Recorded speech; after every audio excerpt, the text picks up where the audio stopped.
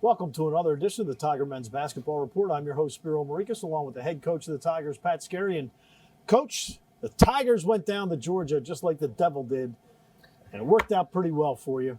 You win 2 out of 3 games. Your first loss of the year against Fairfield, but then the team bounced back with wins over South Alabama and Mercer, 2 very good teams. Yeah, we responded the right way. Look, if Fairfield was ready, Jay Young does a great job up there. He got me into Division I. Coaching, we worked together. He's my closest friend. Told him afterwards I'm glad I could help him out. They obviously we got beat from the 3 line. We only made 3 threes.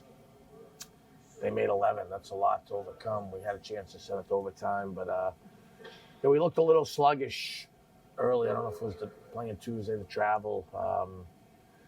And then I loved how our guys responded. In South Alabama was very good, and Mercer, we've been off to a good start. So especially being down both Gibson and then Rodney Hicks. Rodney tried at Fairfield. He was just hurting.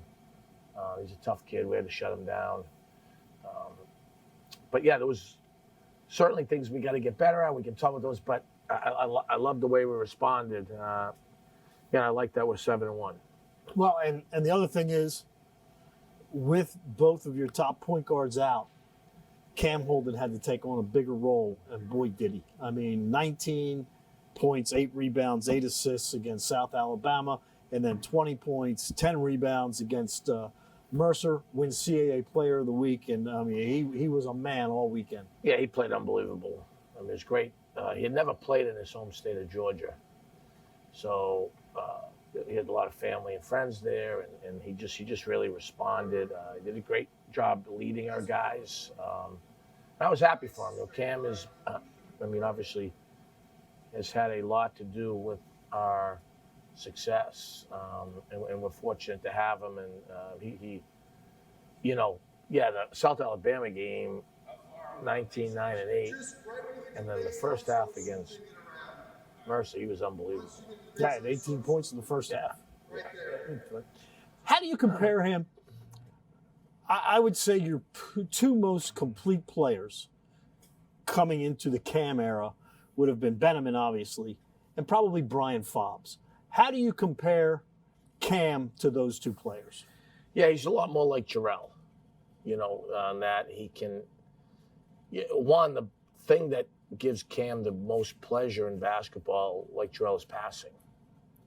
The second thing where they're really similar is they're the 2 most intelligent guys that have ever been around watching film and pointing stuff out to staff.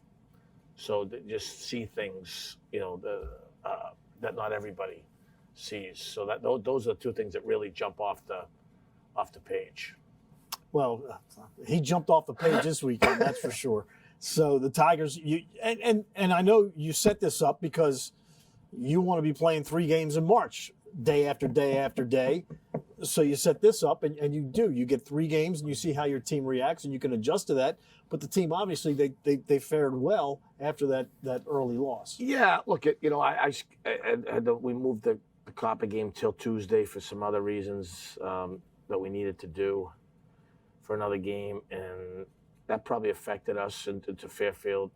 A tough trip down on Wednesday, and Fairfield was desperate. They're good. They just had been off to a bad start. They had a whole week to get ready for us, and did a good job prepping. And then you lose a tight one, and then it's like, now we got to shut Hicks down. The kid's hurting, so now it's like, oh boy, what do we do? So I was really proud of our guys. I thought our toughness. Thought Saturday and Sunday were like culture wins. We got things we got to get better at, but our defense and our rebounding, our spirit, like that was really fun to watch. Just how hard we played, and I thought like the last 12 minutes of the Mercer game, our guys were really locked in. They were. It was a fun 2 games to watch, and I know you almost went on the disabled list during this trip, but you pulled through. It hasn't happened. I told my wife Kristen that on Friday, this is true. I was struggling. I Googled maybe I should go over to like the urgent care. I don't know if it's only happened to me in like 31 years. I've missed 2 games. One's because we thought going into labor, and then the other one, I got sent on a recruiting trip for a guy we ended up getting. And then, I just struggled, but I feel much better. After Friday, I felt better because I was really angry. And then I loved the way our guys responded. So their energy gave me juice. All right.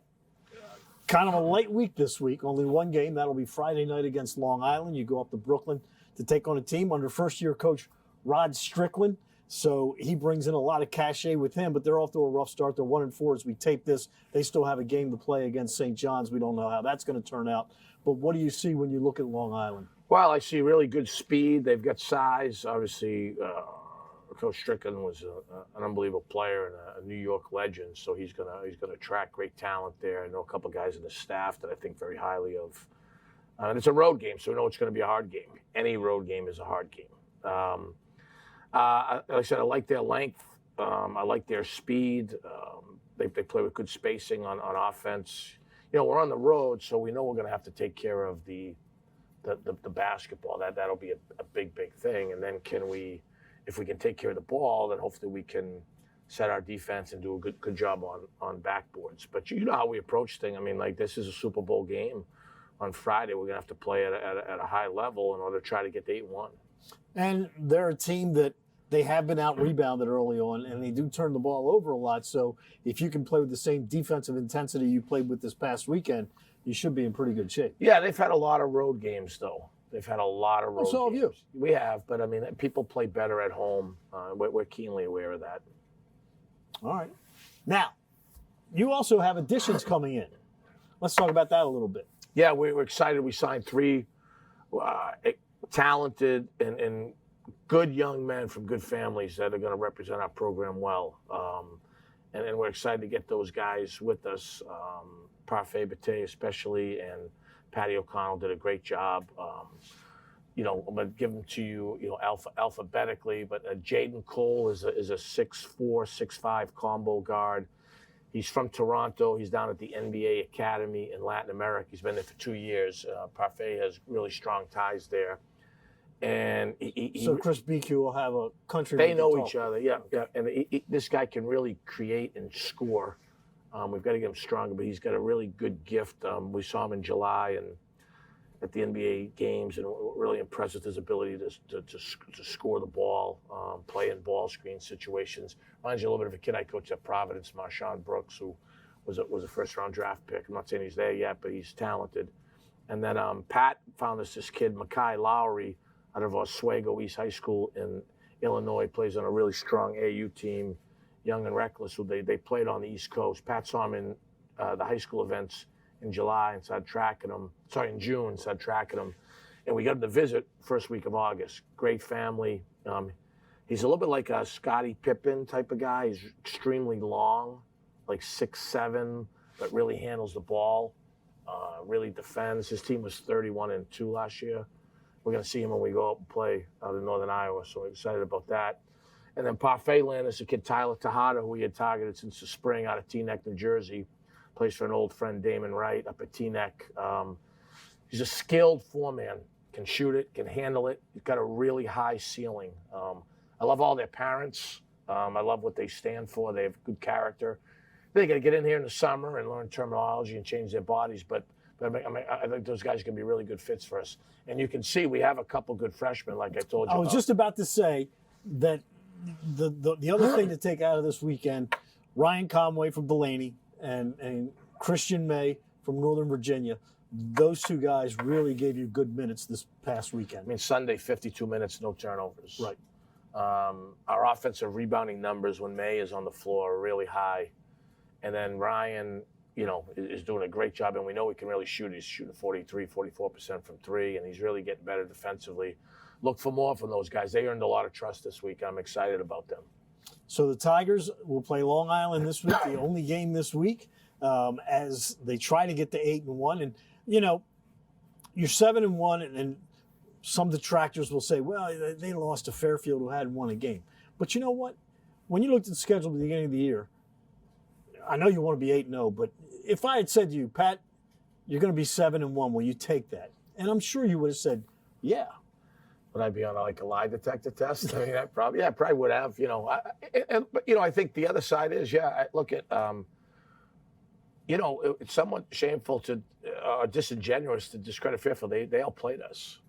They're well coached. They were hungry. We got behind, and they had lost some tough games. yeah, we couldn't pull it out. You know, I thought we fought back pretty good, but we couldn't get over the hump. We knew they were good. They almost beat Wake, and they were leading Xavier in the second half at Xavier. So, you know, it's hard to win in college basketball. There's probably about 20 teams in the country that have 7 wins right now, Division I wins. Right. So, you know, can we get to 8? That's what we're concerned about right now. We'll find out Friday night. I'll have it for you starting at 6:45 with the pregame show on TowsonTigers.com. I'll leave you with this. I want you to think about this. You can tune a piano, but you can't tune a fish. I like that one. Pretty good. How does NASA organize a party? In space. They plan it.